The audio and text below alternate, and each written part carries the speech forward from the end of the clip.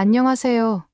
사연부스 찾아주신 모든 분들께 진심으로 감사드립니다. 오늘도 진솔한 이야기를 나누며 마음 한켠을 따뜻하게 어루만지는 시간이 되었으면 합니다. 지금부터 함께 만나볼 소중한 사연, 귀 기울여 주실까요? 아래부터 소개해드릴 사연은 어느 중년 여성분의 이야기입니다. 가정사로 시작된 갈등과 예기치 못한 배신, 그로 인해 더 깊어진 상처와 분노, 그리고 결국에는 가족 간의 이해와 화해로 이어지기까지 길고 길었던 지난날의 사건들을 적나라하게 털어놓으셨는데요. 마지막에는 따뜻한 해피엔딩으로 끝맺으며 우리 모두가 삶의 굴곡 속에서도 희망을 놓지 않을 수 있다는 메시지를 전해주십니다. 그럼 사연자의 목소리를 통해 시작해 보겠습니다. 안녕하세요. 저는 올해 쉰을 훌쩍 넘긴 중년 여성입니다. 제게도 20대 시절이 있었고 설레는 청춘의 한 페이지를 꿈꾸던 때가 있었지만 이제는 그 시절이 아득하게만 느껴집니다. 그동안 결혼도 하고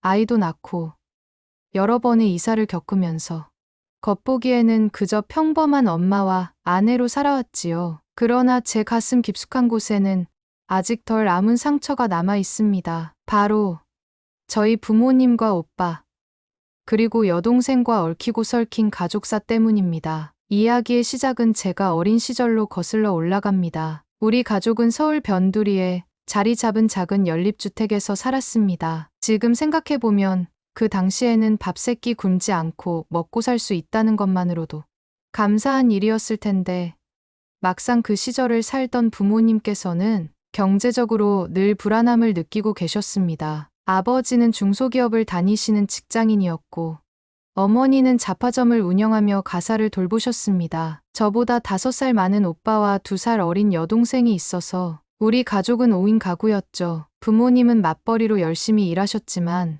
특별히 여유 있는 상황은 아니었습니다. 오빠는 어릴 때부터 공부를 잘했고 의사가 되겠다며 꿈을 키우고 있었습니다. 어머니와 아버지도 그런 아들의 꿈을 응원했지요. 어린 동생은 그림 그리는 걸 좋아해 예체능 계열로 진학하길 원했고 저는 국어 선생님이 되고 싶다는 생각이 희미하게 남아 있었습니다. 세 남매가 각자의 꿈을 품고 살았던 시절, 그저 행복한 가족이었고 우리는 언젠가 더 나은 집으로 이사 갈 거야 라는 부모님의 말이 우리의 희망이 되기도 했습니다. 하지만 삶은 늘 예기치 못한 방향으로 흘러갑니다. 오빠가 고등학교에 들어가자 부모님은 오빠가 의대를 갈 수 있도록 최대한 뒷바라지하자라는 생각으로 빚을 내서라도 학원비를 대주셨습니다. 아버지가 직장을 그만두고 무역업에 뛰어들기도 했고 어머니는 가게를 좀 더 확장하려고 용품 종류를 늘려보셨지요. 처음 몇 달은 잘 나가는 듯 보였습니다. 아버지가 해외 거래처도 구해왔다고 좋아하셨고 어머니 역시 손님이 많아져 바쁘다고 투정을 부릴 정도였으니까요. 그러나 안타깝게도 그 번영은 오래가지 못했습니다. 아버지가 다니던 무역회사 측이 갑작스러운 부도를 맞이했고 아버지가 개인적으로 진행하던 투자 사업도 연쇄 타격을 받아서 우리 집안은 일순간에 경제적 위기에 처했습니다. 그나마 어머니의 잡화점이 버팀목이었는데 그조차도 물품 재고를 과도하게 들여놓은 상태여서 자금이 묶인 형편이었어요. 오빠 학원비와 저, 여동생의 교육비까지 겹치니 집안은 빚더미에 올라앉은 꼴이 되었습니다. 그때부터 우리 가족은 서로에게 트집을 잡기 시작했습니다. 아버지는 가게를 무리하게 확장한 게 문제라고 하고 어머니는 당신이 직장을 그만두고 투자를 벌인 게 원흉이라고 하며 날선 말들이 오갔어요. 애초에는 서로를 탓하기보다 어떻게든 해결하자라는 의욕으로 열심히 뛰어다녔는데 막상 현실이 쉽게 풀리지 않자 점점 다투기만 하게 되었습니다. 오빠는 의대를 가기 위해 정말 열심히 공부했지만 등록금 문제가 발목을 잡았습니다. 어머니와 아버지 두 분 모두가 어떻게든 아들만큼은 하는 마음에 빚을 더 내서라도 학업을 계속하게 하려 했죠. 제가 보기엔 그 자체가 부모님께 커다란 부담이었고 동생도 왜 오빠만 챙기느냐며 자신의 예체능 관련 학원비나 재료비를 충당받지 못하자 불만을 토로했습니다. 저 역시 공부를 더 하고 싶었지만 사실상 집안 형편상 저 자신에 대한 투자나 지원은 거의 불가능했습니다. 그 무렵 저는 중학생에서 고등학생이 되던 시기였는데 하루하루가 불안했습니다. 집에만 오면 싸움이 일어나 있으니 차라리 학교나 도서관에 더 머무르고 싶을 정도였지요. 그렇다고 제가 뭘 할 수 있는 것도 아니었고, 가족 모두가 서로에게 등을 돌려버리는 모습을 보며 점점 지쳐갔습니다. 특히 오빠가 휴학 위기에 몰리자 부모님은 더 극단적으로 다투셨습니다. 결국 오빠는 한 학기를 쉬겠다고 결정했는데 그 과정에서 부모님과 심한 말다툼을 했고 어머니는 충격으로 지병이 악화되어 병원 신세를 지게 됐어요. 그로부터 얼마 지나지 않아 아버지 쪽 친가에서 시골에 오래된 집이 있으니 거기에 와서 지내며 마음도 추스르고 재정도 절약해 보라고 제안했습니다. 처음에는 우리 남매 모두 도시 생활에 익숙해 있었기에 시골로 간다는 게 말도 안 된다고 생각했어요. 오빠는 복학을 해야 하는데 서울과 멀어지면 안 된다며 반대했고 동생은 예체능 쪽 학원을 계속 다녀야 한다며 못 간다고 버텼습니다. 저는 부모님이 반대만 하지 않았더라면 그냥 모두가 싸우지 않고 살 수 있는 곳이라면 어딜 가도 상관없다는 심정이었지만 어쨌든 집안 사정이 매우 안 좋으니 이리저리 고민이 많았습니다. 결국 어머니 건강까지 고려해서 답답한 도시보다 조용한 시골이 낫지 않겠냐라는 아버지의 설득 끝에 우리 가족은 시골로 내려가기로 했습니다. 경매 직전에 넘어갈 뻔했던 서울의 연립주택은 간신히 빠져나왔고 가진 짐을 최소화한 채로 시골집에 정착하기 시작했죠. 시골집은 할머니와 할아버지가 살아계실 때 함께 지내던 곳으로 한옥과 양옥이 절충된 오래된 가옥이었습니다. 마당이 넓고 뒷동산에 작은 밭과 논이 붙어 있어 농사를 지을 수도 있는 환경이었죠. 이사 초반에는 마치 도시에 살던 사람들이 잠시 휴가 겸 시골 체험을 온 것처럼 설렘 반, 두려움 반이었습니다. 어머니는 병세가 심각했기에 가끔 동네 보건소와 시내에 있는 병원을 오가며 치료를 받았고 아버지는 낡은 지붕을 고치거나 마당을 정리하는 등 집을 손보느라 분주했습니다. 오빠는 적응을 못해 투덜댔지만 의외로 마당에 있는 장독대를 새로 정비하거나 집 주변의 나무를 가지치기 하는 등 육체노동에 참여하면서 종종 묘한 성취감을 느끼는 듯했습니다. 동생은 도시의 화려함이 그리워 매일 밤 한숨을 내쉬었지만 그래도 어머니 병간호를 돕고 집안일을 분담하며 나름대로 새로운 일상에 적응해 가고 있었습니다. 하지만 겉보기와 달리 우리 가족의 내부 갈등이 완전히 해소된 것은 아니었습니다. 오빠는 복학을 위한 등록금 문제가 해결되지 않아 여전히 고민이었고 동생은 예체능 쪽 진로를 포기해야 하나 말아야 하나 날마다 머리를 싸매고 있었습니다. 어머니가 평생 모아놓은 적금이 이미 빚을 갚는 데 거의 소진되어서 모두가 하루하루 경제적 압박을 느끼며 살았죠. 아버지는 시골집 주변 밭에서 농사를 지어 조금이라도 식비를 절약해보려 했고 저도 인근 마을에서 일할 수 있는 일을 찾아봤습니다. 그렇게 시작된 시골 생활은 결코 낭만적이지 않았고 오히려 현실의 무게를 더 뚜렷하게 느끼게 만들었습니다. 그러던 어느 날 아버지가 여기서 작게나마 닭을 키워보자고 제안했습니다. 닭을 여러 마리 사서 알도 생산하고 조금 더 안정이 되면 계란을 팔아서 수익을 내보자는 계획이었죠. 오빠는 의사 되려고 공부하는 내가 닭을 치며 살 순 없다며 반발했지만 현실적으로 당장 돈이 나올 데가 없으니 마냥 반대하기도 어려웠습니다. 동생은 나름대로 닭 키우는 방법을 인터넷에서 찾아보고 닭장을 만들기 위해 아버지와 나무를 사러 다니기도 했어요. 저는 그런 모습들을 보며 우리 가족이 이렇게라도 다시 뭉칠 수 있으면 좋겠다 싶은 희망을 살짝 품었습니다. 하지만 닭을 기르는 일은 생각보다 간단치 않았습니다. 한 번에 수십 마리씩 닭을 들여오니 돌봐야 할 일이 엄청나고 악취나 소음 문제가 발생해서 이웃과 갈등이 빚어지기도 했습니다. 아버지는 이참에 규모를 키워서 정식으로 식당에 납품해보자라고 했지만 오빠는 그건 너무 무리다. 만약 잘못되면 또 빚만 늘어난다며 아버지와 크게 다퉜습니다. 동생은 도시에서 그림을 그리고 싶다며 계속 푸념했고 저는 중간에서 이래저래 달래느라 진이 빠졌습니다. 어머니의 건강 상태가 조금씩 호전되어 가던 중 가족 간의 갈등은 새로운 국면을 맞습니다. 오빠가 시내에 있는 보건소에서 봉사활동 비슷한 일을 하다가 그곳에서 만난 한 직원분을 통해 뜻밖의 기회를 얻게 된 것이었지요. 해당 직원분의 친척이 꽤 규모 있는 병원을 운영하고 있는데 의대생이나 인턴에게 학비나 실습 기회를 지원해준다는 프로그램을 알려주었다는 겁니다. 오빠는 이 제안을 듣고 눈을 반짝였지만 그 대신 일정 기간 해당 병원에서 일하며 경력을 쌓아야 하고 거처를 그곳 근처로 옮겨야 하는 조건이 붙어 있었습니다. 처음엔 우리 가족 모두가 환영했습니다. 드디어 오빠의 의사 꿈을 이룰 길이 열린 것인가 하고 말이죠. 아버지는 내가 의사가 되면 우리 집안이 일어설 희망이 있다고 말했고, 어머니는 얼마나 다행이냐, 고생한 보람이 있다고 안도의 눈물을 흘리셨어요. 그러나 문제는 오빠가 집을 떠나 다른 지역으로 가게 되면 어머니 간호와 시골집 유지, 그리고 닭을 돌보는 일 등은 저와 동생,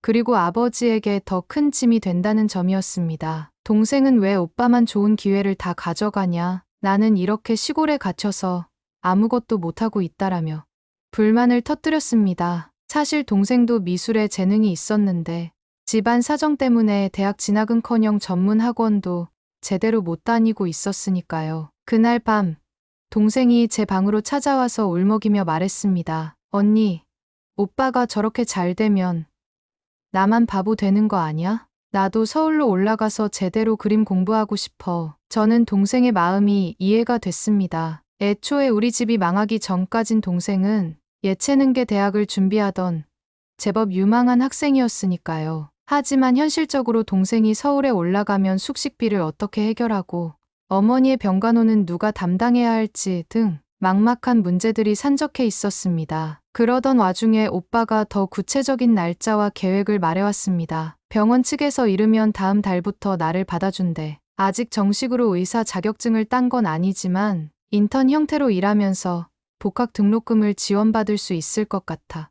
이 말을 들은 부모님은 크게 기뻐하셨습니다. 우리가 그동안 너한테 해줄 수 없어서 미안했는데 이제라도 길이 열려서 다행이다라며 환호했죠. 하지만 동생은 더 소외감을 느끼게 되었고 부모님과 대화를 거의 하지 않은 채 방에 틀어박혀 있다가 며칠 후에 다시 제게 말을 꺼냈습니다. 언니, 나도 여기 못 있겠어. 서울에 작은 카페 알바 자리가 있는데 거기서 일하면서 미술 학원에 다니려고 해. 집에는 별로 도움이 못 될 것 같지만 나도 내 꿈을 위해 노력해봐야겠어. 그 말을 들으니 제 마음속에서는 동생을 응원하고 싶은 감정과 가족을 떠나지 말았으면 하는 이기적인 바람이 충돌했습니다. 어머니는 여전히 완벽하게 쾌유하지 못한 상태였고 아버지는 시골집 살림과 닭장을 돌보느라 고생이 이만저만 아니었거든요. 저 혼자서는 모든 일을 감당하기 벅찬 상황이었는데 그렇다고 동생을 붙잡아서 꿈을 포기하게 만들 수는 없는 노릇이었습니다. 결국 저는 동생에게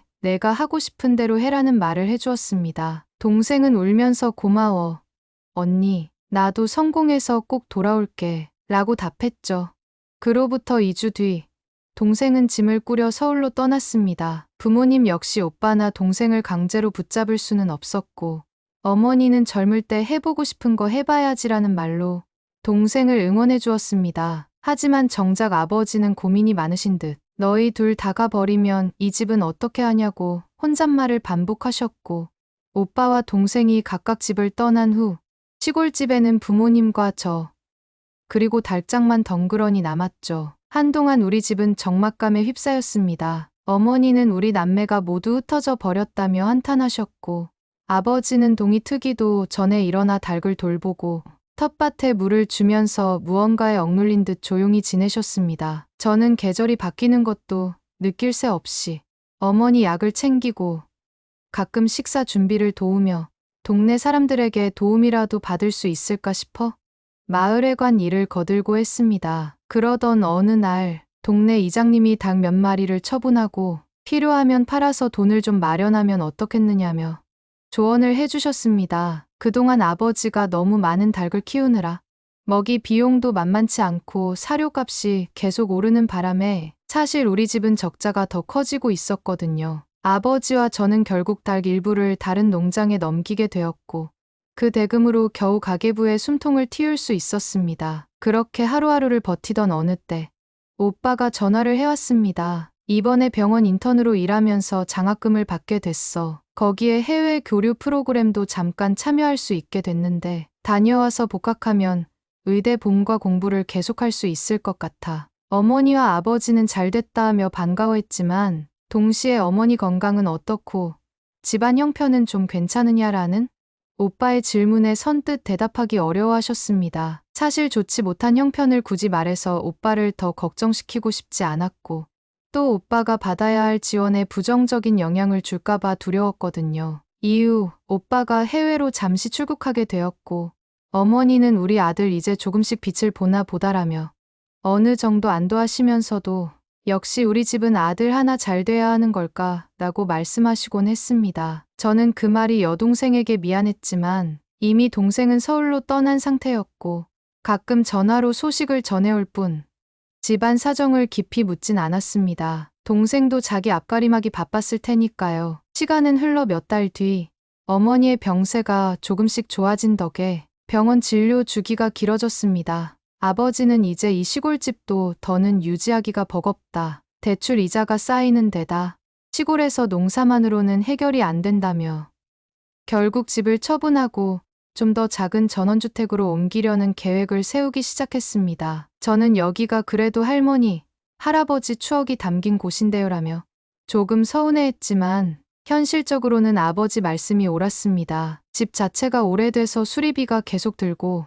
넓은 마당을 유지할 여력도 부족했기 때문입니다. 아버지는 작은 부동산을 통해 우리 시골집을 내놓았지만 매매가 쉽게 성사되지 않았습니다. 몇몇 사람들이 집을 보러 오긴 했는데 집이 너무 낡았다, 수리가 많이 필요하다 등의 이유로 큰돈 주고 사겠다는 이가 없었어요. 게다가 주변에 일자리가 풍부한 것도 아니라서 시골로 이주하려는 젊은 층보다는 연세가 있으신 분들이 싼 값에 전세나 월세로 살려는 케이스가 대부분이었습니다. 그렇게 매매가 좀처럼 이루어지지 않자 아버지는 차라리 우리도 월세를 놓고 우리는 더 작은 집이나 아파트로 옮기는 게 낫겠다라고 결론 내렸습니다. 하지만 시골집을 월세로 놓으려 해도 수리가 충분히 되어 있어야 가능했고 그 수리 비용조차 만만치 않았습니다. 결국 아버지는 이 집을 처분할 만큼만 처분하고 나머지는 부분 임대를 준 뒤 우리는 도시 근교 쪽의 작은 집을 월세로 구해 살아보자라고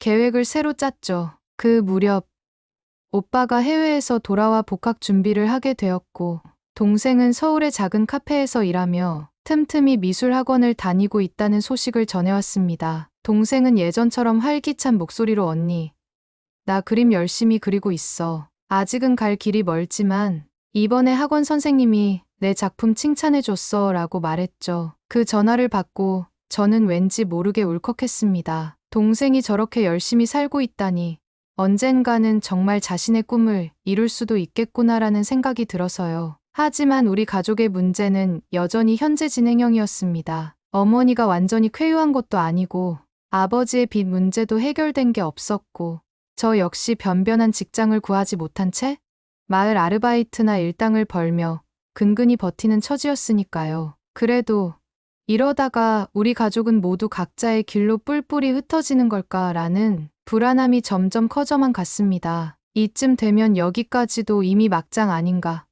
싶을 정도로 우리 가족의 상황은 복잡했습니다. 하지만 운명의 장난은 여기서 끝나지 않았습니다. 아버지가 갑작스럽게 교통사고를 당하신 겁니다. 닭사료를 사러 트럭을 몰고 시내에 나갔다가 마을 입구 도로에서 다른 차와 충돌을 일으켰습니다. 다행히 큰 부상은 아니었지만 다리 쪽에 골절이 생겨서 한동안 입원 치료를 받아야 했고 병원비도 만만치 않게 들게 되었죠. 어머니도 건강이 완벽치 않은 상태에서 아버지가 입원까지 하게 되자 시골집에는 저 혼자 남아 달장과 집을 관리해야 하는 상황이 되었습니다. 정말이지 앞이 깜깜했습니다. 내가 무슨 죄를 지어서 이렇게 끝없이 시련이 닥치는 걸까? 밤마다 울며불며 탄식해도 주변에 기댈 곳이 마땅치 않았습니다. 마을 어르신들이 종종 반찬을 챙겨주시고 아이고 젊은 사람이 고생이 많다며 위로해 주셨지만 실질적으로 제 고민을 해결해 줄 순 없었지요. 그때 저는 오빠에게 연락해서 상황을 설명했지만 오빠는 복학 직전이라 당장 내려올 수 없는 입장이었고 동생은 서울에서 카페 아르바이트와 미술 학원을 병행하느라 여유가 없다고 했습니다. 그래도 동생은 언니가 너무 힘들다면 내가 내려갈까라며 망설였는데 저는 아니야. 내가 괜히 왔다 갔다 하다가 지금 잡은 기회를 놓치는 게 더 손해인 것 같아. 언니가 어떻게든 해볼게라며 동생을 붙잡지 않았습니다. 지금 생각하면 그게 맞았는지 잘 모르겠습니다. 동생이 내려왔다면 적어도 몸과 마음의 짐을 나눠 가질 수 있었을 텐데 말이죠. 아버지가 입원해 있는 동안 이웃의 도움으로 닭 사료를 나르고 필요한 기본 관리를 간신히 해가면서 시간을 보냈습니다. 어머니도 병원을 왔다 갔다 하시느라 체력이 소진되어서 실질적으로 시골집의 모든 일은 제가 감당해야 했죠. 매일같이 달장에서 나는 악취와 어둑한 시골집 마당에 홀로 있을 때 느껴지는 쓸쓸함은 저를 더욱 지치게 만들었습니다. 그 사이에 아버지 입원비는 또 빚으로 쌓여갔고 우리 가족은 점점 더 깊은 수렁으로 빠져드는 것처럼 보였습니다. 그렇게 막막한 날들이 이어지던 중 아버지가 입원실에서 깁스를 한 채로 문득 이런 말씀을 하셨습니다. 내가 교통사고를 당하고 나니 이런 식으로는 안 되겠다는 생각이 들었다. 너희 어머니도 아프고 나도 다리가 이 꼴이 되었고 시골집이나 달장이나 우리한테는 너무 버거운 짐이 되어버렸구나. 저는 그 얘기를 듣는 순간 아버지도 많이 힘드셨겠지.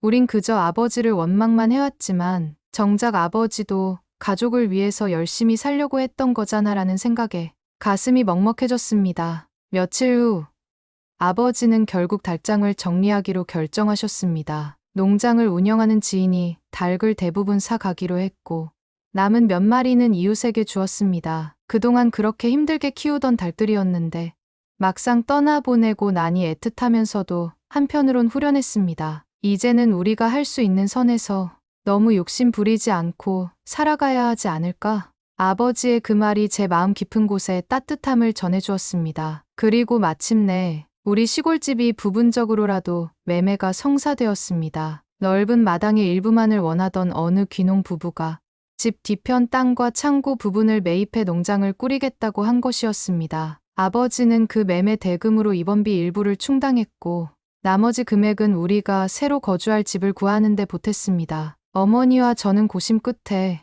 아버지가 퇴원하시면 도시와 그리 멀지 않은 전원주택 단지 안의 작은 집으로 이사하기로 결정했습니다. 이제는 정말 우리에게 맞는 크기와 환경에서 살아보자는 마음이었죠. 아버지가 퇴원하시고 우리는 빠르게 짐을 정리해서 그 작은 전원주택으로 옮겼습니다. 여전히 빚은 남아 있었지만 그래도 시골집을 어느 정도 처분하고 닭도 정리했으니 이전보다는 조금 숨통이 트인 느낌이었어요. 어머니는 작은 텃밭에 상추나 고추 같은 채소를 심어 마음을 달랬고 저는 근처 카페에서 파트타임 일을 하면서 자격증 공부를 병행했습니다. 언젠가는 저도 제 재능을 살려 아이들을 가르치거나 글을 쓰는 일을 할 수 있지 않을까 하는 희망이 조금씩 다시 피어오르기 시작했어요. 그 즈음 오빠가 복학을 마치고 다시 학교로 돌아갔고 동생은 카페에서 일하면서 미술학원을 다닌 지 1년 만에 공모전에서 작은 상을 하나 받았다는 소식이 들려왔습니다. 부모님은 그나마 우리 자식들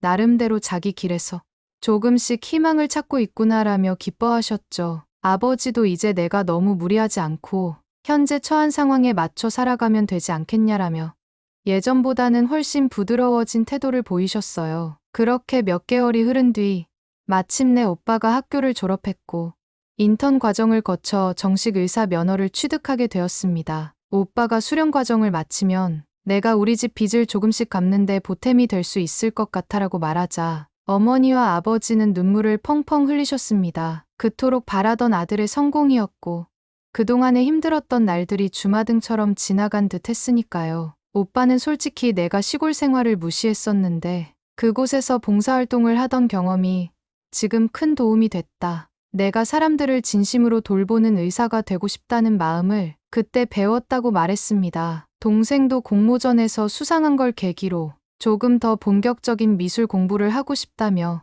알바를 늘려서 자금을 마련했고 나중에는 대학에 다시 도전하는 열정도 보여주었습니다. 물론 아직 합격 소식이 있지는 않았지만 이번에 시험 결과가 나쁘면 또 도전하면 되지라는 긍정적인 생각을 하게 된 것만으로도 동생에게는 큰 변화였습니다. 예전에 동생이라면 좌절과 분노에 사로잡혀 모든 걸 포기했을지도 모를 텐데 이제는 뭔가 조금씩 나아지고 있다는 게 느껴졌어요. 그 사이 아버지는 사고 후유증에서 거의 회복되어 거동이 자유로워졌고 어머니 역시 병세가 크게 호전되어 평범한 일상생활을 할 만큼의 체력을 되찾으셨습니다. 우리 가족 모두가 한순간에 행복해졌다고 할 순 없지만 그래도 살다 보면 이렇게 빛이 드는 구석도 있구나 싶어서 조금씩 감격스러웠습니다. 그로부터 1년이 더 지난 어느 날 저희 작은 전원주택에 오빠와 동생이 함께 방문하게 되었습니다. 오빠는 이제 인턴이 아닌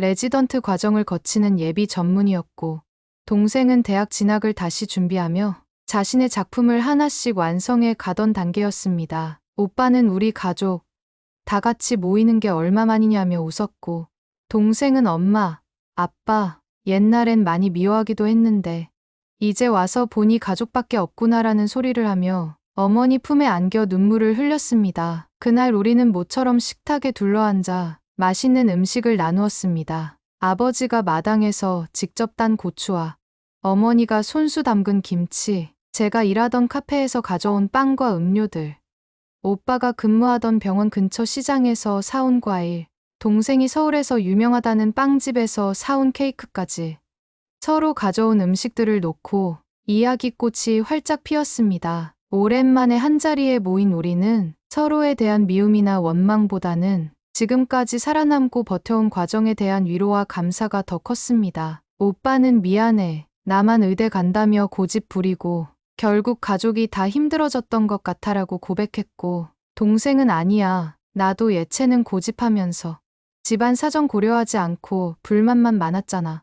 그땐 너무 어려서 세상을 잘 몰랐어라며 반성했습니다. 부모님 또한 우리도 너희에게 더 나은 환경을 마련해주지 못해서 미안하다. 그때는 어쩔 수 없이 서로 탓만 했는데 지금 생각해보면 모두가 힘들었던 시절이었지라며 서로를 보듬어 주셨습니다. 그렇게 따뜻하고 눈물겨운 대화가 오가는 중 아버지가 문득 잔을 들며 말했습니다. 우리 가족 정말 많이 힘들었지. 그동안 서운했던 마음이 크겠지만 이제부터는 서로 의지하고 기대면서 조금씩 앞으로 나아가 보자. 좋은 집에서 살고 좋은 차 타고 그런 게 성공이 아니라 우리처럼 힘든 시간을 이겨내고 다시 웃을 수 있는 게 진짜 성공 아닐까?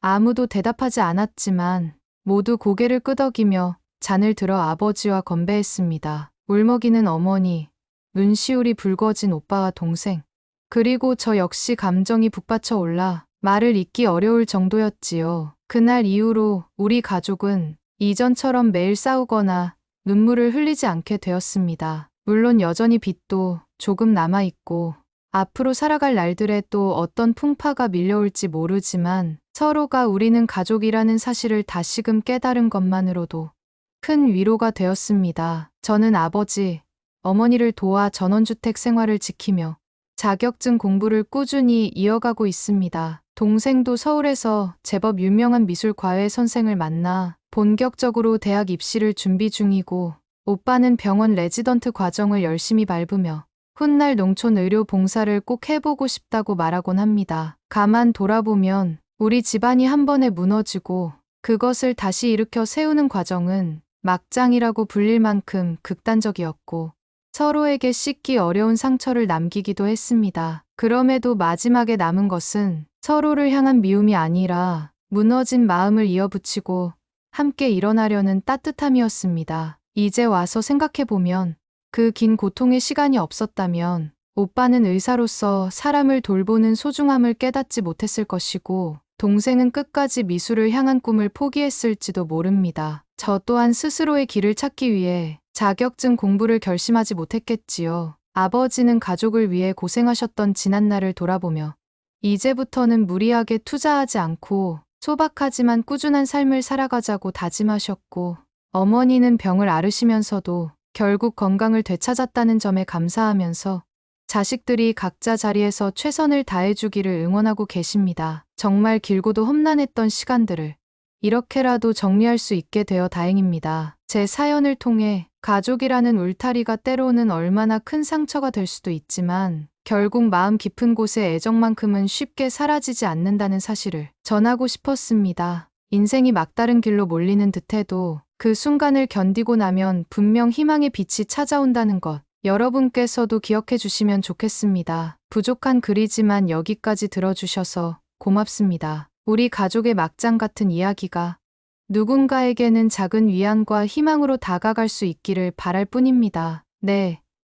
오늘은 이렇게 한 가족의 파란만장한 사연을 함께 들어보았습니다. 가족이라는 이름 아래 서로에게 상처를 주기도 하고 예기치 못한 일들로 한순간에 모든 것이 무너질 수도 있지만 그런 시간들을 함께 이겨내며 결국 다시금 손을 맞잡을 수 있는 사람들이 바로 가족이 아닐까 싶습니다. 삶은 늘 예측 불가능한 방향으로 흐르고 때로는 가혹하고 때로는 기적 같은 순간을 선물합니다. 어떤 고난 앞에서도 오늘 사연자분이 보여주신 끈기와 희망을 잃지 않는다면 우리도 언젠가는 다시 웃으며 같이 식탁에 둘러앉을 날이 오리라 믿습니다. 그럼 오늘도 사연 부스 함께 해주신 청취자 여러분 감사드립니다. 저는 다음에 더 진솔하고 깊은 이야기를 안고 돌아오겠습니다. 지금까지 진행자였습니다. 끝까지 들어주셔서 정말 고맙습니다.